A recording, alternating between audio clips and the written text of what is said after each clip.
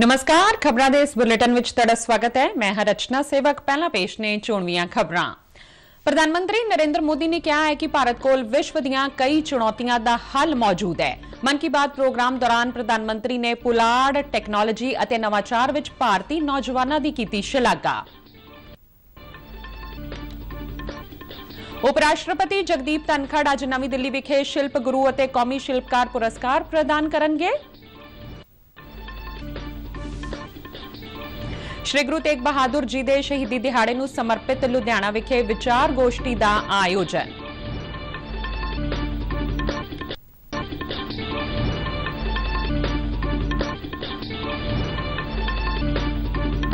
Spain विच चल रही मुक्केबाजी विश्व चैंपीयनशिप विच रवीना ने भारत लई जित्तिया सोन तमगा।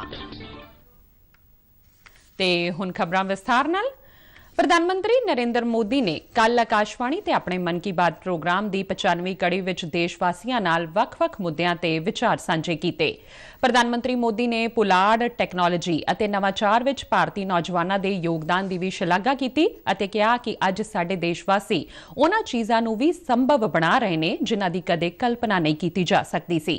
उन्हां कहा कि यह देश विच आत्म विश्वास नाल भरे नवे युग की शुरुआत है। एक रिपोर्ट। प्रधानमंत्री नरेंद्र मोदी ने कहा कि कुछ बीमारियां आज भी साडे लिए वड्डी चुनौती बनिया हुई ने।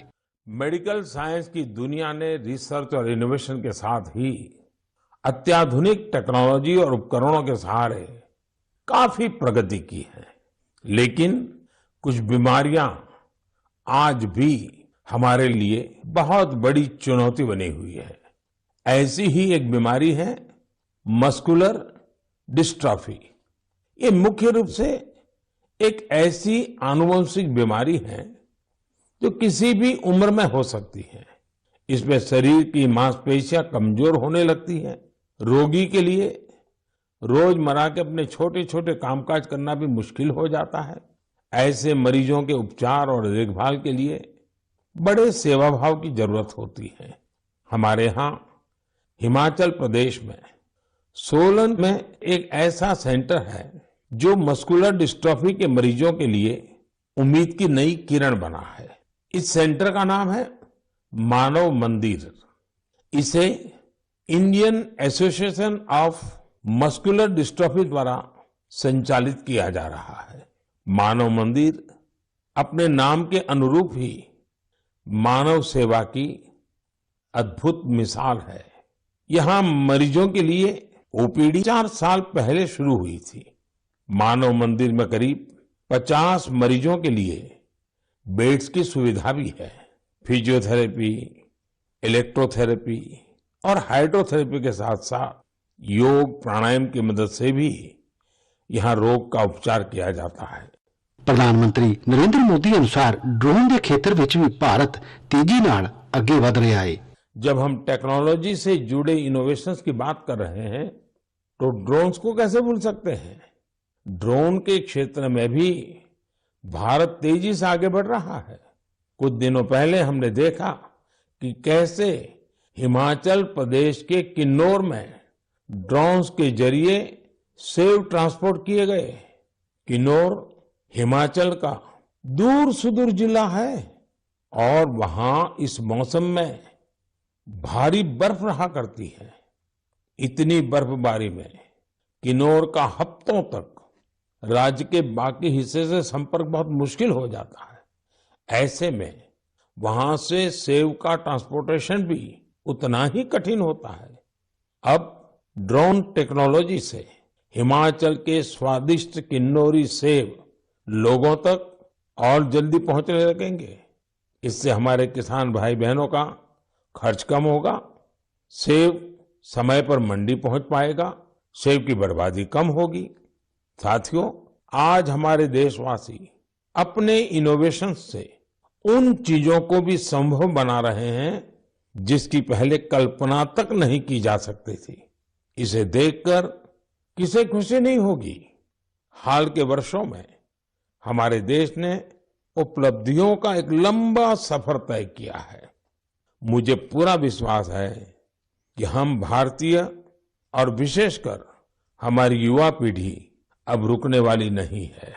प्रधानमंत्री नरेंद्र मोदी अनुसार ਅੱਜ ਹਰ ਦੇਸ਼ਵਾਸੀ ਕਿਸੇ ਨਾ ਕਿਸੇ ਖੇਤਰ ਵਿੱਚ ਹਰ ਪੱਧਰ ਤੇ ਦੇਸ਼ ਲਈ ਕੁਝ ਕਰਨ ਦਾ ਯਤਨ ਕਰ ਰਿਹਾ ਹੈ। आज हर देशवासी किसी न किसी क्षेत्र में हर स्तर पर देश के लिए कुछ अलग से काम करने का प्रयास कर रहा है। हमने देखा G20 जैसे अंतर्राष्ट्रीय प्रयोजन में हमारे एक बुनकर साथी ने अपनी जिम्मेदारी समझी, उसे निभाने के लिए आगे आए। इसी तरह कोई पर्यावरण के लिए प्रयास कर रहा है, कोई पानी के लिए काम कर रहा है। कितने ही लोग शिक्षा, चिकित्सा और साइंस टेक्नोलॉजी से लेकर संस्कृति परंपराओं तक असाधारण काम कर रहे हैं। ऐसा इसलिए क्योंकि आज हमारा हर नागरिक अपने कर्तव्य को समझ रहा है। जब ऐसी कर्तव्य भावना किसी राष्ट्र के नागरिकों में आ जाती है तो उसका स्वर्णिम भविष्य अपने आप तय हो जाता है और देश के ही स्वर्णिम भविष्य में हम सबका भी स्वर्णिम भविष्य है। प्रधानमंत्री नरेंद्र मोदी ने कहा कि पिछले 8 वरिਆਂ ਵਿੱਚ ਭਾਰਤ ਤੋਂ ਸੰਗੀਤ ਦੇ ਇੰਸਟਰੂਮੈਂਟਸ ਦੀ ਬਰਾਮਦ 8.5 गुना ਵੱਧ गई है। बीते 8 वर्षों में भारत से म्यूजिकल इंस्ट्रूमेंट्स का एक्सपोर्ट 3.5 गुना बढ़ गया है। इलेक्ट्रिकल म्यूजिकल इंस्ट्रूमेंट्स की बात करें तो इनका एक्सपोर्ट 60 गुना बढ़ा है। इससे पता चलता है कि भारतीय संस्कृति और संगीत का क्रेज दुनिया भर में बढ़ रहा है। इंडियन म्यूजिकल इंस्ट्रूमेंट्स के सबसे बड़े खरीदार यूएसए, जर्मनी, फ्रांस, जापान और यूके जैसे विकसित देश हैं। हम सभी के लिए सौभाग्य की बात है कि हमारे देश में म्यूजिक, डांस और आर्ट की इतनी समृद्ध विरासत है। साथियों, महान मनीषी कवि भर्तृहरि को हम सब उनके द्वारा रचित नीति शतक के लिए जानते हैं। एक श्लोक में वे कहते हैं कि कला, संगीत और साहित्य से हमारा लगाव ही मानवता की असली पहचान है।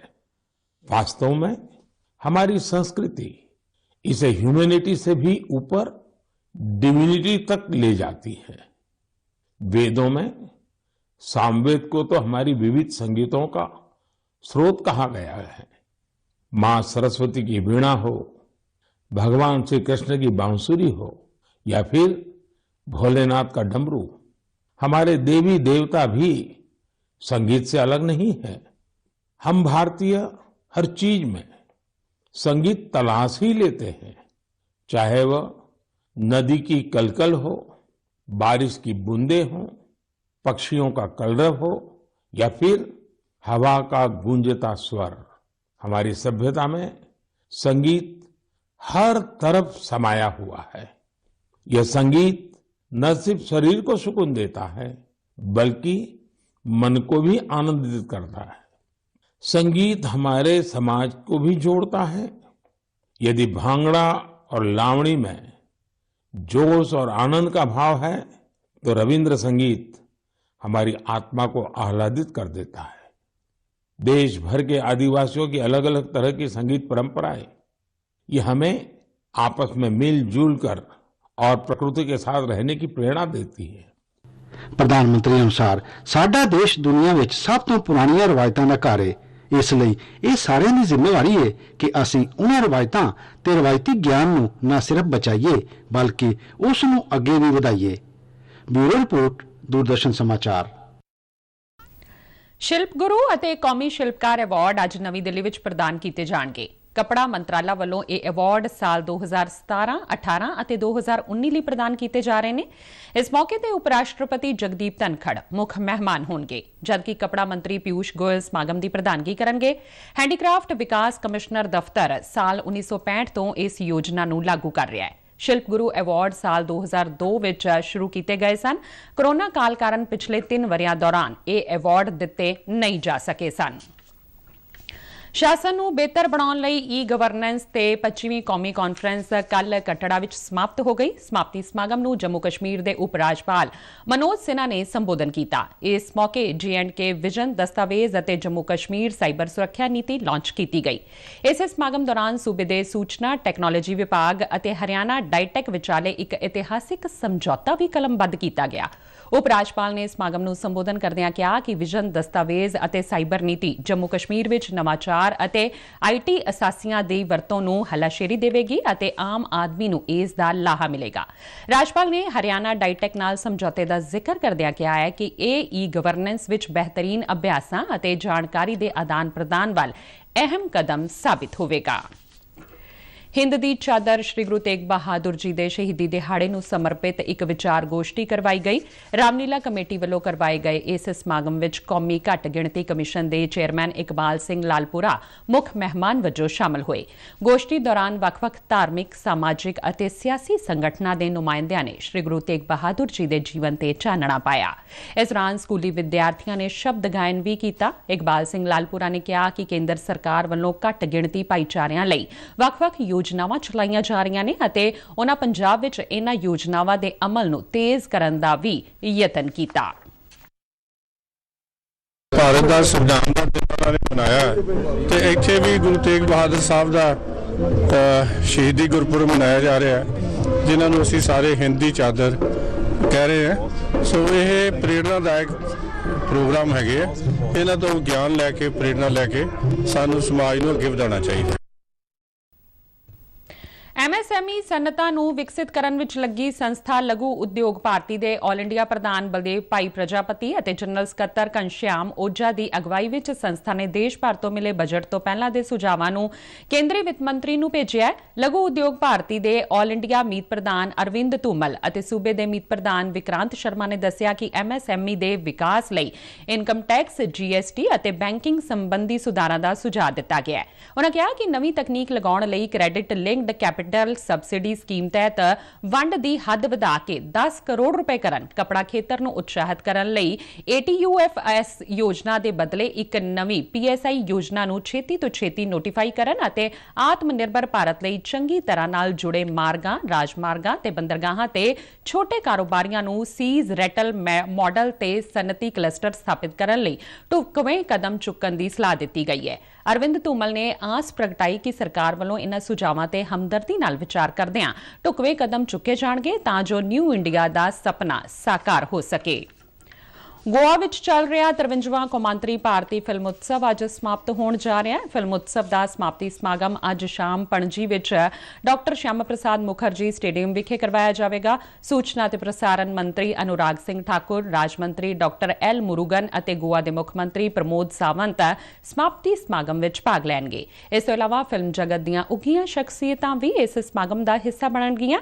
ਇਸ ਦੌਰਾਨ ਤੇਲਗੂ ਅਦਾਕਾਰ ਚਿਰੰਜੀਵੀ ਨੂੰ ਸਾਲ 2022 ਲਈ ਭਾਰਤੀ ਫਿਲਮ ਜਗਤ ਦੀ ਪਰਸਨੈਲਿਟੀ ਆਫ ਦੀ ਈਅਰ ਪੁਰਸਕਾਰ ਨਾਲ ਸਨਮਾਨਿਤ ਕੀਤਾ ਜਾਵੇਗਾ। ਇਸ ਵਰ੍ਹੇ ਦੇ ਇਫੀ ਦੇ ਸਮਾਪਤੀ ਸਮਾਗਮ ਵਿੱਚ ਪੋਲਿਸ਼ ਫਿਲਮ ਪਰਫੈਕਟ ਨੰਬਰ ਨੂੰ ਪ੍ਰਦਰਸ਼ਿਤ ਕੀਤਾ ਜਾਵੇਗਾ।